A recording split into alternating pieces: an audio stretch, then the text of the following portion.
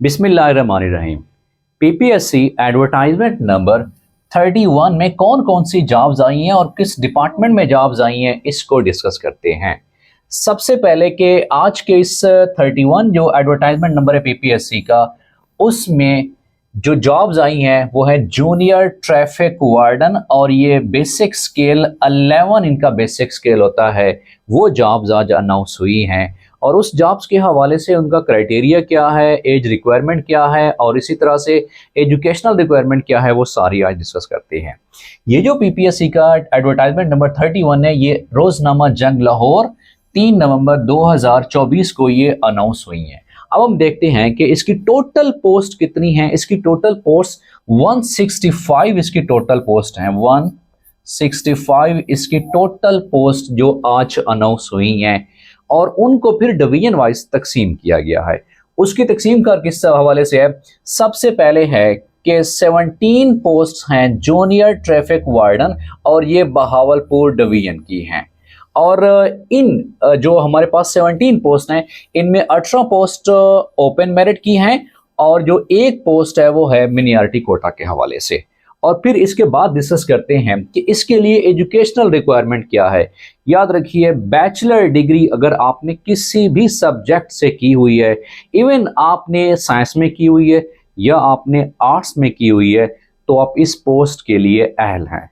हत्ता कि अगर आपने बीएस किसी भी सब्जेक्ट में किया हुआ है तो फिर भी आप इस पोस्ट के लिए एजुकेशनल के हवाले से आप एलिजिबल हैं, आप बिल्कुल अप्लाई कर सकते हैं। जैसे कि यहाँ पे लिखा हुआ है कि बैचलर डिग्री, और वो भी second division from university recognised by the higher education commission. किसी भी यूनिवर्सिटी से अगर आपने किया हुआ है, बैचलर किया हुआ है, मीन टू से कि 14 ईयर्स ऑफ एजुकेशन, तो आप इस जॉब पे अप्लाई करने के अहल हैं। इसके साथ साथ जो फिजिकल स्टैंडर्ड्स हैं वो भी मेंशन किए गए हैं इस जॉब के लिए कि जूनियर ट्रैफिक वार्डन के लिए। मेल के लिए फिजिकल स्टैंडर्ड क्या है कि जो हाइट होनी चाहिए वो 5/7 या 170.18 सेंटीमीटर, इतनी हाइट होनी चाहिए एटलीस्ट। जो भी कैंडिडेट इस पोस्ट के लिए अप्लाई करना चाहता है तो उसके लिए जो हाइट का स्टैंडर्ड है वो कितना है, वो है 5/7 है। मेल की बात हो रही है। और चेस्ट क्या है, वो 33/34.5 ये है चेस्ट का स्टैंडर्ड। और फीमेल के लिए क्या है, उसके लिए जो हाइट है वो है 157.8 सेंटीमीटर। और फिर इसके साथ साथ में विजुअल जो है उसका हवाला भी दिया गया है कि विजन स्टैंडर्ड क्या होना चाहिए जी। जो डिस्टेंट विजन है उसका स्टैंडर्ड बताया गया है विद और विदाउट ग्लासेस, यानी कि अगर आप ऐनक या चश्मा लगाते हैं या नहीं लगाते, उन्होंने स्टैंडर्ड फिक्स कर दिया है। तो ये भी स्टैंडर्ड जरूरी है, यानी एजुकेशनल क्वालिफिकेशन के साथ साथ में फिजिकल स्टैंडर्ड जो कि यहाँ पे मेंशन किए गए हैं। इसके बाद देखते हैं कि एज लिमिट कितनी है। याद रखिए, जो मेल के लिए एज लिमिट है वो है 19 to 23 ईयर्स, 19 से 23 साल के दरमियान। और सेम जो है एज लिमिट वो भी फीमेल के लिए बताई गई है, यानी 19 से लेके 23 ईयर्स के दरमियान जो एज लिमिट है वो बताई गई है। और कोई एज लिमिट फीमेल के लिए स्पेशल नहीं रखी गई, खासूसन इस पोस्ट के लिए, क्योंकि ये एक यूनिफॉर्म पोस्ट है, बेल्ट पोस्ट जो पोस्ट है। तो मेल के लिए 19 से लेकर 30 साल तक और फीमेल के लिए भी यही ही क्राइटेरिया रखा गया है। उसके बाद मेल फीमेल दोनों अप्लाई कर सकते हैं। तो ये डिवीजन वाइज पोस्ट तकसीम गई है। इसका एक फायदा कैंडिडेट्स को ये मिलता है कि पूरे पंजाब में मेरिट बनने की बजाय आप जिस डिस्ट्रिक्ट और जिस डिवीजन से बिलोंग करते हैं उस डिस्ट्रिक्ट और डिवीजन में ही आपका मेरिट कैलकुलेट किया जाएगा। यानी एक जो कैंडिडेट्स के लिए आसानी ये हो जाती है कि बजाय इसके कि पूरे पंजाब में आप कम्पीट करते हो, आप अपने डिवीजन में ही कम्पीट करते हो, आपके डिवीजन में जितने डिस्ट्रिक्ट हैं। अब ये देखते हैं कि मेल और फीमेल तो हो गया कि इसके लिए एलिजिबल हैं। डोमिसाइल, जिस डिवीजन में आप रहते हैं, आपका डोमिसाइल बना हुआ है, उसी के अकॉर्डिंगली ही अप्लाई कर सकते हैं। तो जैसा यहाँ पे बताया गया है कि जो डिवीजन है वो है बहावलपुर डिवीजन, और उसमें कौन कौन से हैं, बहावलपुर, बहावल नगर एंड रहीम यार खां, ये वो डिस्ट्रिक्ट शामिल हैं। अगर इन डिस्ट्रिक्ट में से कैंडिडेट्स जो है उनका डोमिसाइल है तो वो अप्लाई कर सकते हैं। अच्छा, उसके बाद सबसे अहम बात यह है कि इनके सिलेबस के हवाले से उन्होंने इंटीमेशन दे दी है कि syllabus for written test will be intimated, ये इंटीमेट किया जाएगा, पीपीएससी की वेबसाइट के ऊपर अपलोड भी किया जाएगा। लेकिन मोस्टली प्रोबेबिलिटी चांसेस यही होते हैं कि इसमें जीके पोर्शन भी होगा। अब जीके पोर्शन में मजीद इसमें इस्लामियात, इसमें English, computer science, everyday science, तो ये सारे सब्जेक्ट्स कवर होंगे और साथ साथ में पुलिस लॉज भी शामिल किया जा सकते हैं। Possibilities there. बार कैफ जो भी ऑथेंटिक इंफॉर्मेशन होगी वो पीपीएससी की वेबसाइट के ऊपर अपलोड भी हो जाएगी, इंशाल्लाह हम भी आपके साथ कन्वे कर देंगे। और उसके बाद देखते हैं कि हमारे पास नेक्स्ट कौन कौन से जो डिवीजन है। इसी तरह से हमारे पास नेक्स्ट जो डिवीजन है डीजी खान डिवीजन, उसके लिए भी इसी तरह से सीट्स कितनी अनाउंस की गई हैं, 15 जो है टोटल 16 सीट्स हैं, 15 उसमें ओपन मेरिट और एक है मिनॉरिटी कोटा। और सेम इज द केस, जैसे मैंने पहले बताया है कि जो फिजिकल स्टैंडर्ड है वो सेम है सबके लिए। इसी तरह से एज लिमिट उसी तरह से 19 से लेके 23 ईयर्स, चाहे मेल या फीमेल दोनों के लिए। और फिर डीजी खान में कौन कौन से फॉर एग्जाम्पल डिस्ट्रिक्ट शामिल हैं, उसमें डीजी खान, मुजफ्फरगढ़, राजनपुर एंड लिया, इन 4 डिस्ट्रिक्ट्स में से जो भी कैंडिडेट होंगे उनका डोमिसाइल अगर इन डिस्ट्रिक्ट से है तो वो इस पोस्ट के लिए एलिजिबल हैं। अब उसके बाद हम नेक्स्ट देखते हैं कि इसके लिए सबसे अहम चीज़ें मजीद क्या क्या रिक्वायरमेंट हैं, वो आप सब कैंडिडेट्स ने नोट करनी है। उनमें इंस्ट्रक्शन याद रखिएगा। सबसे पहली बात है कि ये जो इंस्ट्रक्शंस हैं, आपने जो मेडिकल सर्टिफिकेट बनाना है रेस्पेक्टेड स्टूडेंट्स, याद रखिएगा जो आपने मेडिकल सर्टिफिकेट बनवाना है वो आपने डिस्ट्रिक्ट हेडक्वार्टर से ही बनवाना है। तहसील हेडक्वार्टर से जो आप मेडिकल सर्टिफिकेट बनवाओगे वो एलिजिबल नहीं है, क्योंकि क्राइटेरिया यही है इस जॉब के लिए। जैसे कि उन्होंने बताया है कि candidates must get medical certificates mentioning all physical measurements. जैसा कि उन्होंने कहा है कि हाइट इतनी होनी चाहिए, चेस्ट इतनी होनी चाहिए, विजन इतना होना चाहिए, जो कि प्रेस्क्राइब पहले बताया गया है।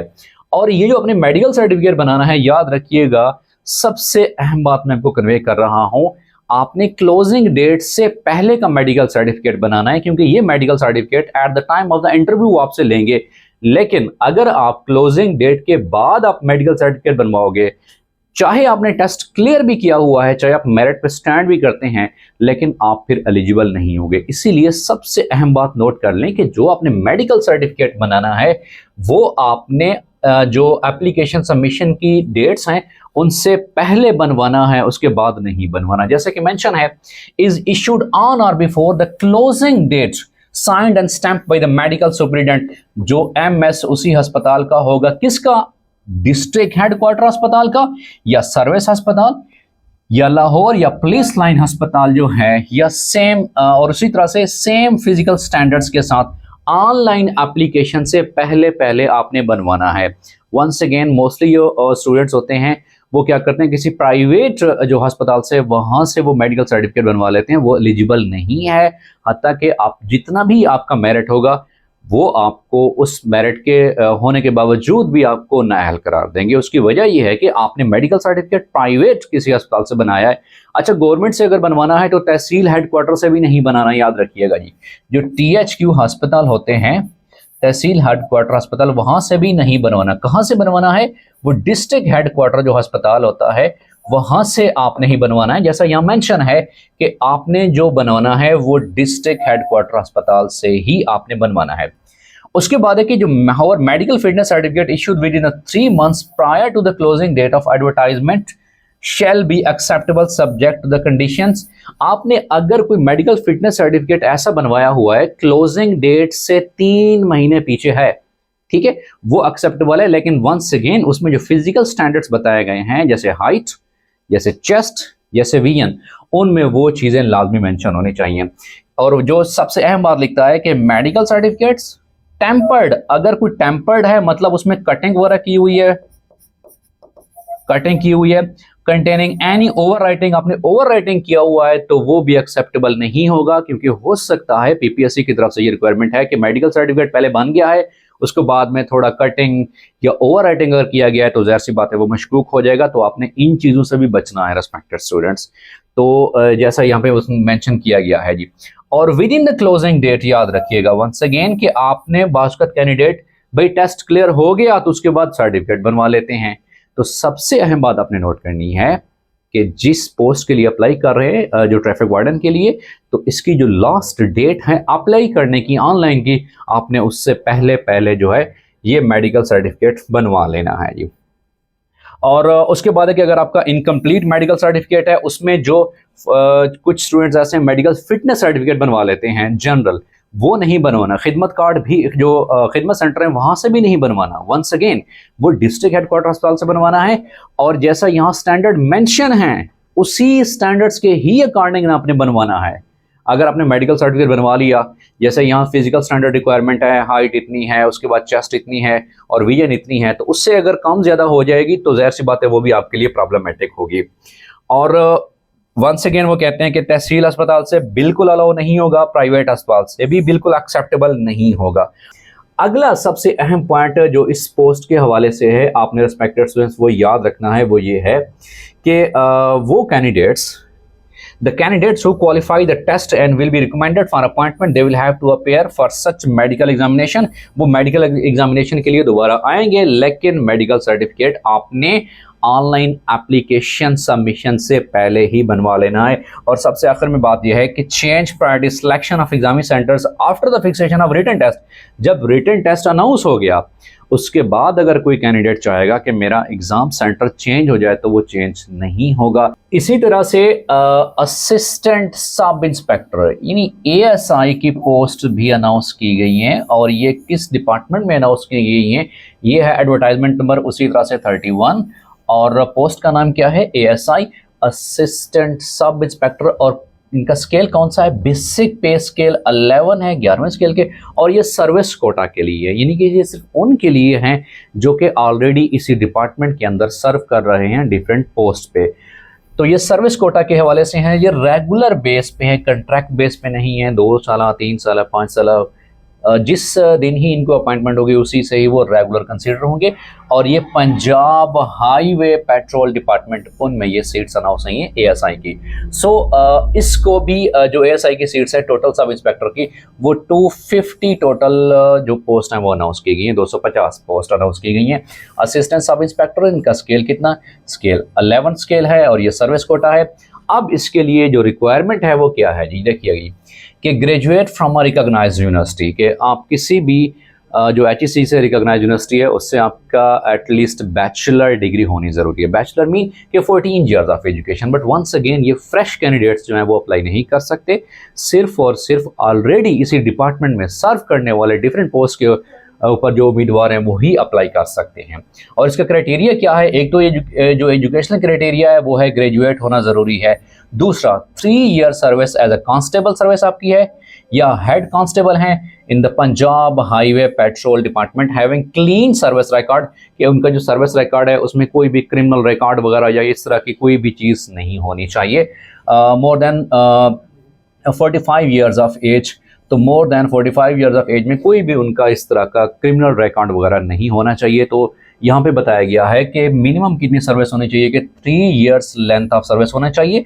आप बतौर हेड कांस्टेबल के तौर पे काम कर रहे हैं, तो ये रिक्वायरमेंट है।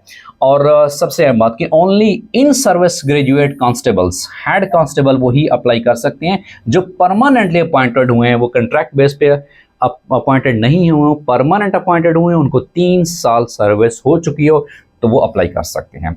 उसके माने कि relaxation in age and qualification shall not be granted in any case, वो ग्रांट नहीं की जाएगी।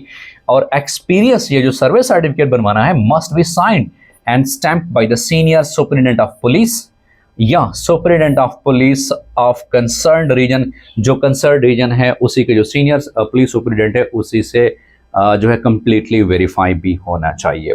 उसके माने कि only those candidates who fulfil the prescribed criteria eligible conditions as mentioned in the advertisement, वो ही इसके लिए एलिजिबल हैं जो इस पोस्ट के लिए यहाँ पे मेंशन की गई हैं। इसी के लिए अगर फ्रेश जो कैंडिडेट्स हैं वो अप्लाई नहीं कर सकते, सिर्फ जो है ऑलरेडी सर्विंग कैंडिडेट्स हैं जो कि इस डिपार्टमेंट के अंदर जिनको 3 साल का सर्विस का दौरानिया हो चुका है, वही इसके लिए एलिजिबल हैं। उसके बाद एज रिलैक्सेशन कितनी, एज जो है टोटल कितनी लिमिट है, वो है 21 से लेके 45 साल तक, मेल के लिए भी और फीमेल के लिए भी यही एज मेंशन की गई है, 21 to 45 years of age, male और फीमेल दोनों के लिए एज क्राइटेरिया भी मेंशन कर दिया गया है। उसके बाद है कि जेंडर, डोमिसाइल और प्लेस ऑफ पोस्ट में भी जेंडर मेल फीमेल कोई भी हो सकते हैं। डोमिसाइल पंजाब के आप किसी भी डिस्ट्रिक्ट से आपका डोमिसाइल है तो आप इन पोस्ट के लिए एलिजिबल हैं, आप अप्लाई कर सकते हैं। और place of posting anywhere in Punjab, Punjab में कहीं भी आपको पोस्ट किया जा सकता है। अब इसके जो सिलेबस है वो टेस्ट का वो कौन सा है कि 1 पेपर एमसीक्यू पेपर होगा, टाइप रिटन टेस्ट 100 मार्क्स का होगा। उसमें क्या होता है कि 90 मिनट्स का ये होगा। सिलेबस ये है जी, 30% सिलेबस जो कवर किया जाएगा वो जनरल एबिलिटी, उसमें क्या आएगा, current affairs, Pakistan affairs, English and basic computer studies, जो कि ऑलरेडी हम अपनी ऑनलाइन क्लासेस में प्रेपरेशन करा रहे होते हैं।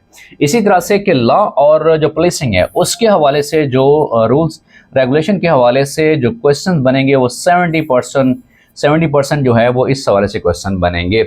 और उसके बाद है कि the detail course content related to law and the policing will be available. ये पीपीएससी की वेबसाइट्स के ऊपर भी अवेलेबल होगी, क्योंकि ये जो एडवर्टाइजमेंट है ये आज अनाउंस की गई है अखबार के अंदर। कल ये है पीपीएससी की वेबसाइट के ऊपर जो बाकायदा इसका एडवर्टाइजमेंट है वो भी आ जाएगा, और कल से ही इसकी ऑनलाइन एप्लीकेशन जो है वो सबमिट करने का सिलसिला भी शुरू हो जाएगा जी। इसके बाद देखते हैं कि हमारे पास और कौन कौन सी जॉब्स जो हैं अनाउंस हुई हैं आज के एडवर्टाइजमेंट के हवाले से जी। उसके बाद जॉब्स अनाउंस हुई हैं कि असिस्टेंट सब इंस्पेक्टर, वो भी जो बेसिक पे स्केल है 11 है, और ये भी सर्विस कोटा के हवाले से हैं वंस अगेन, यानी कि वो कैंडिडेट्स जो ऑलरेडी इसी डिपार्टमेंट में सर्व कर रहे हैं वही इसके लिए अहल हैं। और ये कौन सा डिपार्टमेंट है, ये है Punjab police department. Punjab police department में एएसआई की जॉब्स हैं, और ये एएसआई की जो जॉब्स हैं उस हवाले से इनका क्राइटेरिया क्या है उसको भी देखते हैं। सबसे पहले क्या, बैचलर्स डिग्री 2nd डिवीजन में होनी चाहिए रिकॉग्नाइज यूनिवर्सिटी से। दूसरा, 3 साल की सर्विस आपने कांस्टेबल या हेड कांस्टेबल के तौर पे की हुई है, तो आप इस पोस्ट के लिए एलिजिबल हैं, आप अप्लाई कर सकते हैं। उसके बाद है कि ओनली, सबसे अहम बात है कि only constable and head constables, इससे अबव रैंक वाले नहीं अप्लाई कर सकते। सो कांस्टेबल और head constable only and only, और recruited in the district police on permanent basis, जो परमानेंट बेसिस हैं, ठीक है, वही अप्लाई कर सकते हैं। उसके बाद है कि relaxing in age and qualification shall not be granted in any case. जो एज मेंशन की गई है, जैसे यहाँ एज मेंशन की हुई है 21 से 35, जनरल एज रिलैक्सेशन मेल के लिए 40 साल तक है भाई, ठीक है। इसी तरह से फीमेल के लिए क्या है, 21 से 35, जनरल एज रिलैक्सेशन क्या है 5 साल, 40 साल। सो 40 साल से अबव कोई भी एज रिलैक्सेशन नहीं दी जाएगी। क्यों? उसके टर्म्स एंड कंडीशन में जो ऐड है वहाँ पे ये मेंशन है, याद रखिएगा, ये सबसे अहम बात है। उसके बाद ये देखते हैं कि मेल फीमेल दोनों अप्लाई कर सकते हैं। और डोमिसाइल कौन सा होना चाहिए, लाहौर डोमिसाइल आपका होना चाहिए, क्योंकि लाहौर जो डिवीजन है उसके लिए टोटल 299 पोस्ट जो हैं वो अनाउंस की गई हैं। इसी तरह से ये जो पोस्ट है, सबसे अहम बात है, ये भी रीजन वाइज अनाउंस की गई हैं, यानी कि आपका जो मेरिट बनेगा, जिस रीजन से आप बिलोंग करते हैं उसी रीजन में ही आपका मेरिट बनेगा, यानी पूरे पंजाब में मेरिट नहीं बनेगा।